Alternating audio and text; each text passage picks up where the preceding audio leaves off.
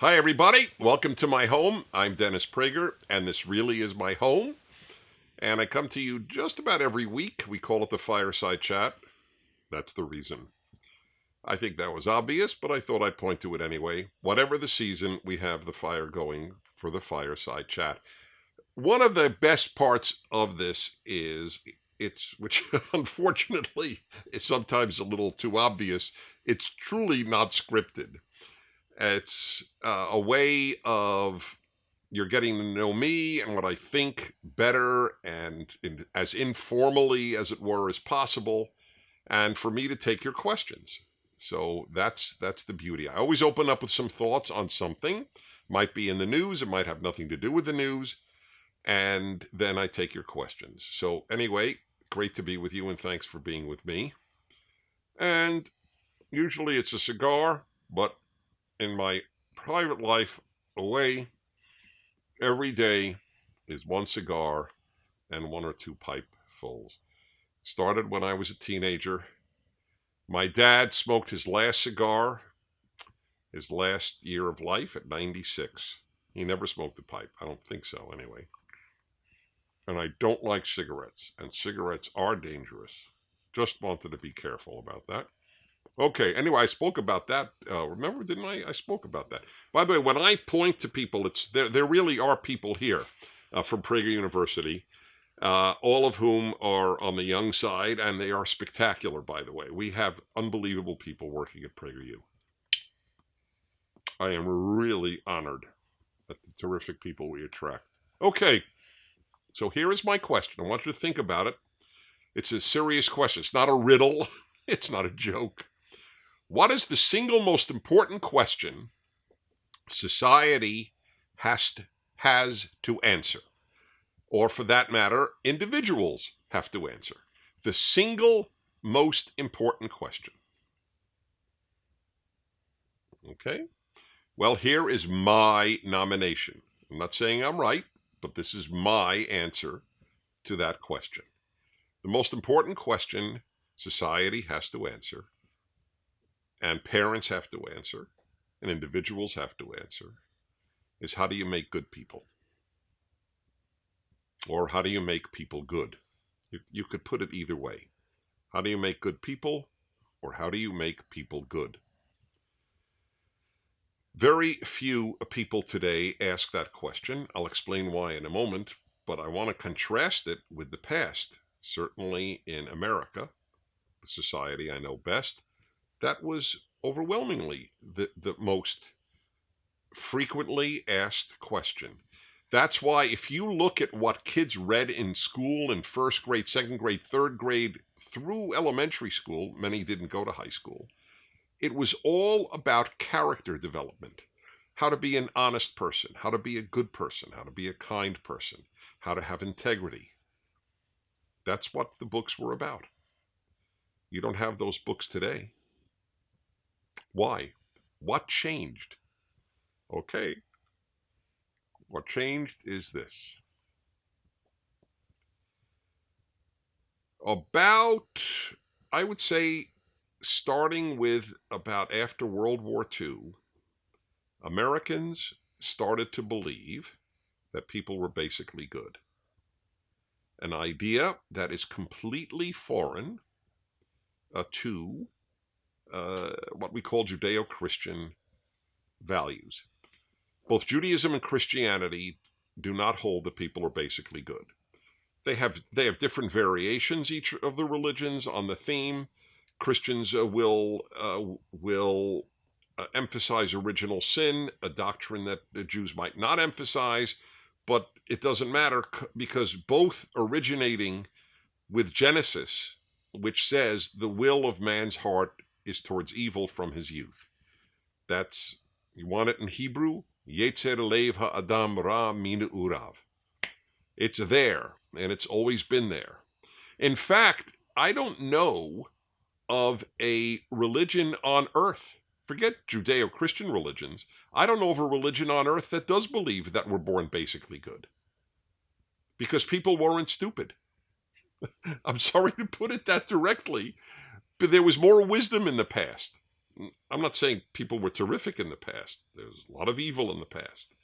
But people understood that people aren't basically good. Human nature is very, at best, mixed. Of course there's good in human nature. Otherwise, no good would take place.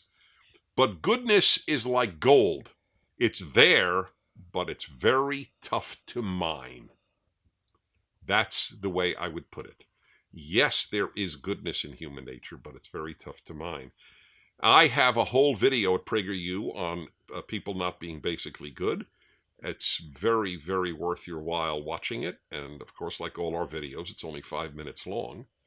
And in it, I make the case for how naive it is. It's so unbelievably naive to believe people are basically good. Where did all the slavery come from? Where did all the torture? Where did all the rape? Where did all the murder? Where did all the theft? Where did all the corruption? Where did all the mass murder? Where did all the individual murder come from? If we're basically good, that's a pretty big indictment of good people. It's so, on the one hand, we speak about slavery, right? Well, slavery was universal. By the way, so is human sacrifice. Talk about people not being basically good. But putting human sacrifice aside, slavery was universal. The idea that I could own a person and, until the Bible came around, treat them any way I want. Bible prohibited treating people who worked for you, whether as indentured servants or as slaves or as whatever they might be called. Anyway, please, I have a whole large discussion of that in my most recent book, The Rational Bible, Volume 1 being about Exodus, which has the laws of slavery in it. I hope you'll look at it. Anyway, the most important question we could ask is, how do you make good people? And I always give this example. If we were all born basically good, right? Then why would parents have to tell their children, say thank you, about 100,000 times? Wouldn't once be enough? Oh, good idea. Mommy told me to say thank you, and I get it. I should express gratitude to somebody who's done something nice for me, right? If we were basically good. First of all, if we were basically good, we wouldn't even have to be told to say thank you. But let's say we were. Once or twice maybe would be all we would need. How many times were you told, say thank you? I hope tens of thousands. I hope. If your parent was a good parent, they said it a lot. Like every day, right? If people were basically good, we would be told to share things that we got. Did you ever see a kid at a party? This always cracks me up because I remember raising my kids. We had birthday parties. And, they would be cookies. And I know now birthday parties, they're so lavish. Cookies is nothing. But when I gave my kids birthday parties, they weren't lavish. Intentionally, I could afford a lavish birthday party. I chose not to. It wasn't a good idea. But be that as it may, they had, and so there would be chocolates or candies, and there would be ice cream and cookies, right? All the goodies. So you would see one kid who had like 8 cookies. In fact, or one kid had so many cookies, if he ate them all, we'd have to pump his stomach. But he never shared them. If we were basically good, the kid with 22 cookies would walk around and say, hey, I see you don't have a cookie. Let me give you one of mine. How many kids do that? How many parents have yelled at their kid, you know what? You share too much. You have to learn to be more selfish. Not often. That does not happen often. Timmy, why don't you offer one like to your sister? Why the hell should I give her a cookie? He may not have had the hell in there, but you got my point. Anyway, Joe, the question in life is, how do you make people good? That's it. Everything else is secondary. How do you make people smart? That's our fixation. We want smart kids. Play Mozart when they're in utero. Put the headphones on his or her mommy's tummy. By the way, I conduct orchestras. I love classical music. All right? I take it very seriously. But I don't think that making smart kids, even if putting earphones with Mozart worked, is the most important thing. I told my kids, I don't care if you're brilliant. I care if you're good. I told it to them. Okay? Because it didn't matter to me. Their grades didn't even matter to me. That's really sick for a parent, isn't it? Oh, don't you love the bumper sticker? My son or daughter is is at the so-and-so school honor roll or dean's list, or is that what it is? Honor roll? Yeah. You know what message you're sending to your kid? That you value their brains more than anything else. But you shouldn't.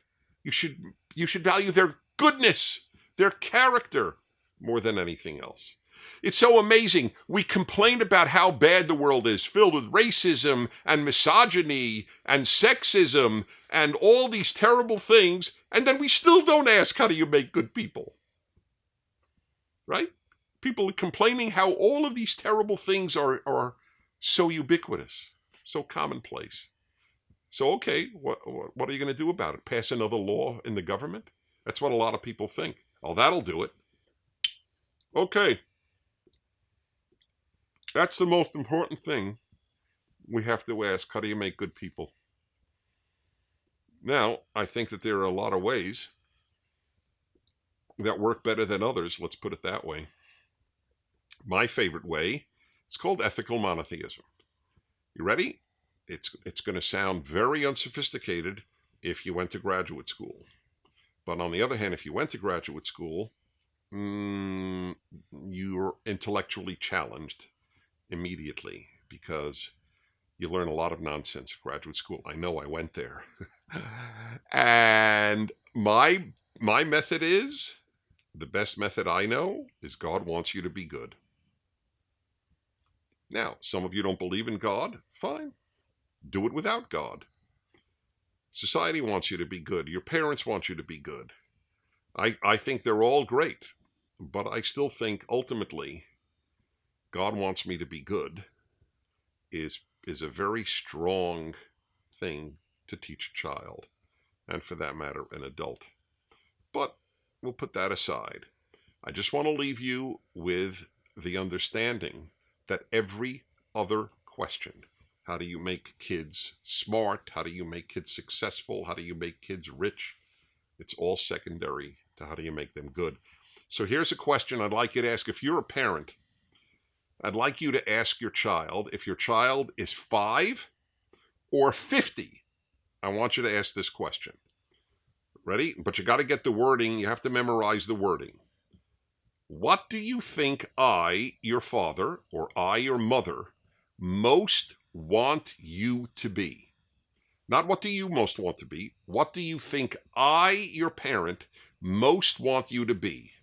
Happy, successful, smart, or good? I have been asking this question of parents for about 30 years.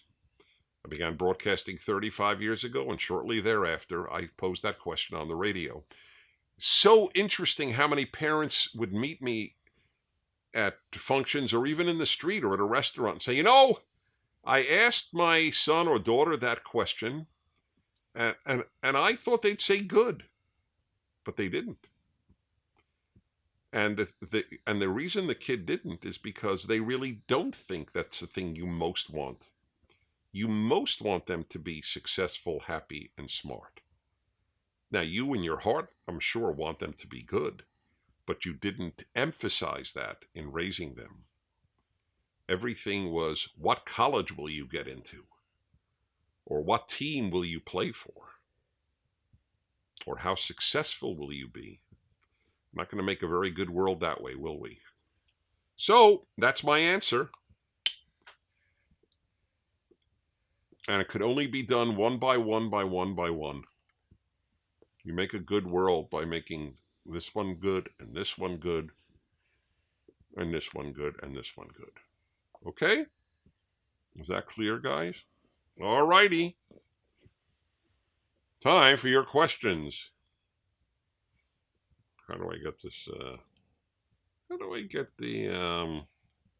There it is. I see. Okay, here we go, folks. Sebastian in New Mexico, 17. 17 is the age. Hello, Mr. Prager. Hi, Sebastian. My question is, throughout your entire life, what job have you enjoyed the most? Well, the immediate response that I have is the one I enjoyed the least. That I can tell you, that's easier. Shoveling snow. I really dislike that. I grew up in New York City, in Brooklyn, and that was the first way I made money. I always wanted to make money because I always wanted to spend money. And since my parents weren't going to give me that much money, I had to earn it. So already at about the age of 12, I was shoveling snow in the neighborhood. If you haven't shoveled snow, you don't know how hard it is. Snow weighs a lot, especially when it's slush, a combination of water and snow. And I really disliked it, but it was the first $8 I ever made, and I remember to this day what I spent it on. I spent it within an hour of earning it. I also think I created a herniated disc shoveling the snow. But in any event, I got, this is what I got. I remember it. That's how dramatic it was. I had money to spend that I earned. It was so exhilarating. It is to this day, by the way. I feel bad for people who are bequeathed a lot of money by their parents. It sounds great, it isn't. As one wonderful thinker has put it, all happiness is earned. That's correct. So anyway, I got, you know what I got? What did I get? I bought a board game called Clue, and I bought 2 Hardy Boy books. I loved reading Hardy Boy Adventures. I don't know if they're read today. They were in hardback, and they were,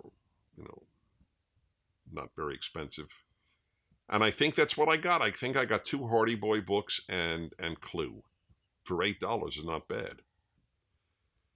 All right, now what did I really love? I loved being a waiter at summer camp. I really did. I got a big charge out of it. I don't know why. I just got a big charge out of it. Being a waiter in a regular restaurant is tough work. Being a waiter at a summer camp is not tough work, but it was a lot of fun. But the truth is, I love being a radio talk show host, which I've been for 35 years. I love it. I love it every day. And I never lose sight of the gift that I make a good living telling people what I think. That's very rare, and I never lose sight of that fact. That's part of the reason I work so hard to give people the very best 3 hours I can every single day, because I know how valuable a job that is, and I do love it. Okie doke. Let's see. Jeffrey in Boston, 18 years old. Hi, Dennis. My question is, how do you regain someone's trust when you have broken it? That's a very important question, and I think the only way, well, the only ways perhaps is more accurate, is first to somehow convey to the person how regretful you are for losing their trust, for whatever you did that made them lose your trust. Obviously, that's the issue. Can you convince them that you really regret having done X, Y, or Z to lose their trust? Then, if they have not severed relations with you, you try to earn their trust every day from then on. I'll give you one dramatic example, is where one spouse has been unfaithful, sexually unfaithful to the other, or for that matter, I guess even emotionally unfaithful. And I will tell you the interesting thing. I've covered this subject for decades on the radio, and it is amazing, or it's not amazing to me. It might amaze many of you, to know how many couples, after the terrible initial hurts, actually got to have a better marriage afterwards. I've always told couples, do not automatically divorce if your spouse has been unfaithful. Do not automatically. That doesn't mean nobody should. It means that you shouldn't do it automatically. That I do believe very strongly. And it's amazing how that break opened up the spouses to talking better, to learning what was really going on in the marriage, and how often over time, not only was trust built and rebuilt, but they even had a better marriage. So it's possible. Okay, Haley in Israel, 23 years old. Do you believe there is an ideal timeline, quote unquote, for people to reach certain milestones in life, such as marriage, buying a house, etc.? It's a very good question. And yeah, I think I now that you posed it, I didn't think of it using those terms, ideal timeline, but this will sound pretty shocking. As soon as you can. That's my answer. I think the statement that I hear all the time, I'm not ready to get married, as an example. Okay? I got to take a puff for that one. So, it's an interesting one. I'm not ready to get married. So let me give you a very interesting insight. No one's ever ready to get married. You know when you're ready to get married? The day after the wedding. That's when you're ready to get married. And you may not even be ready then. You may be scared out of your mind the next day, or even that day. That's, you're ready to get married when you decide two things have to take place. You decide that you would be a better person if you got married, and in most cases that is true. Not in every case. Nothing is true for everyone on earth. Okay, let's be clear. But for most people, ask them. Ask people who got married. Did you become more mature after you got married? Even if they divorced, even if they had a lousy marriage, ask them, did marriage mature you? I don't know anyone who would say, no, I got more immature as a result of marrying. Maturity is a big component in being a better person and being a grown-up, if you want to be a grown-up. A lot of people don't want to be grown-ups today. This is a very big problem. When I was a kid, boys were told, be a man. You know what be a man meant? Get a job and take care of a family. That's what it meant. That's what I was raised to believe in. It was a good thing. Not anymore. In fact, you can't even say be a man. You're imposing gender identity on a boy, which is so beyond belief that I won't get there now. I'll talk about that another time. We're not living in a healthy age, to say the least. So timeline, yes. Now, obviously, you don't get married just because it's time to get married. You have to meet a person that would be a good fitting partner for you. I fully acknowledge that. But you're not going to meet somebody to be a fitting partner if you don't want to find a fitting partner. It's like you will more likely find something if you look for it than if you don't look for it. If you're looking for a spouse, you're more likely to find a spouse. This is pretty elementary stuff. But that's the truth. You know how many young women I speak to and say, I ask them, you want to get married? If the right man comes along. What does it mean comes along? What is it, parachutes into your house? I don't even understand the concept. If he comes along, who comes along? It cracks me up. It's so unreal. If he comes along or she comes along, it helps to look for what is valuable. That's like saying, so have you made your first $50,000? If it comes, it comes. Oh, you mean you're not trying to make your first $50,000? You're not looking for it? It doesn't make any sense. So you need both. You have to want to do it and find the right person to do it with. Agreed. But my timeline is, why not do it as soon as you can? As you can. And when men have the other thing, well, I want to be financially stable. Why? You can't become financially stable with a wife? That all of humanity did that. That's when people became financially stable, once they got married. Nobody was financially stable. Almost nobody was before they got married. They got married young. And isn't it cheaper to live for two than for one anyway? So it doesn't make any sense. And by the way, men become far more financially stable when they get married. The data are awesome. Unbelievable data, how much more money married men make than single men in the same circumstances. So that's why I said as early as you can. And Maria in Arizona, 16 years old. What would be a wise way to shut down the thought that reverse racism isn't real?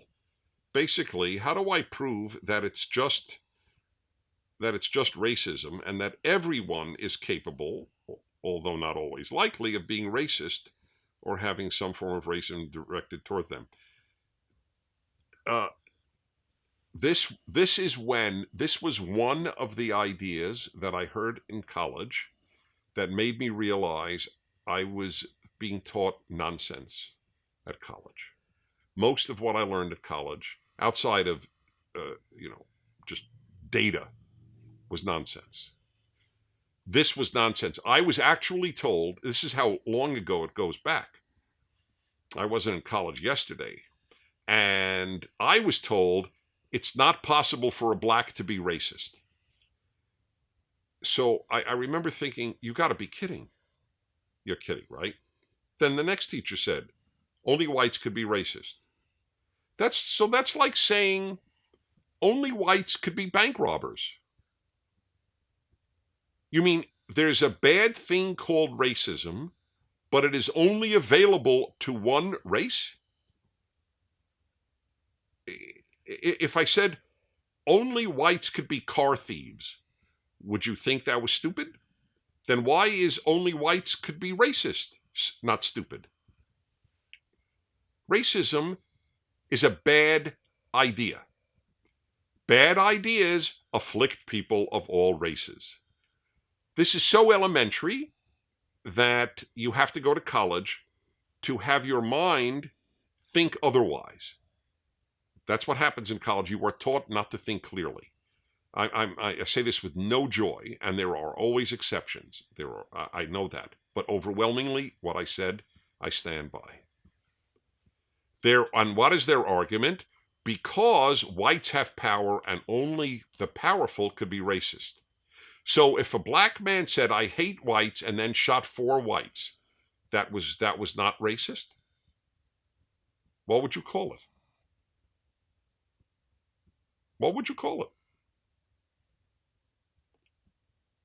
By the way, the guy with the gun is the one with the power.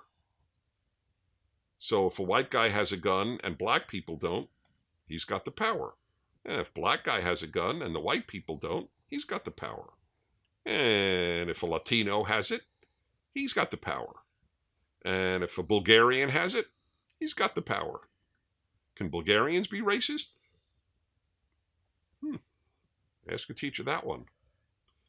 I mean, it's beyond belief. This is why I worry. I really worry. I have to say, I worry about the future of America and the West because of the amount of truly morally and intellectually stupid ideas you are told. That is one of them. A black can't be racist. Can a black in Kenya be racist? Kenya's black. So ask a teacher that one. Okay, so a black in America can't be racist because whites have more power. Okay, so blacks have more power in Kenya.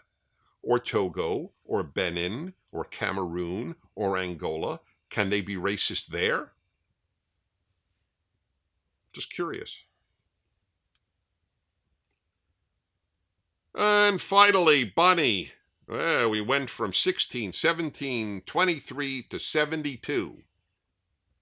Hi, Bonnie in Southern California. What do you know about intelligent design? A lot. But the most I know about it is common sense. If we humans found a computer on Jupiter, would we assume it just got there over time through natural forces on Jupiter? Or would we assume that intelligence is only created by intelligence? That's all intelligence design is. Intelligence comes from intelligence. Intelligence doesn't come from rocks. That's what atheists believe. It's not what common sense suggests. Because there is zero explanation in science for going from the inorganic to the organic, from non-life to life. How did we go from non-life to life? So the atheist says, we don't know, but science will one day explain. Okay, maybe. But until that day, and I don't believe that day will come, but until that day, the argument that intelligent information, which is what DNA is, for example, was put there by an intelligence. That's all. I don't think we went from pebbles to Mozart with no intelligent design. It doesn't make any sense to me. But you'll have to make up your own mind on that one. So guys, are we okay? We could wrap up. Well, it's been a joy to be with you. And tell your friends about it. Go to Prager University, watch our videos, and let people know that there's a lot of common sense out there. We're not the only place that provides it, but we do. Thanks for being with me. From my home to yours, I'm Dennis Prager.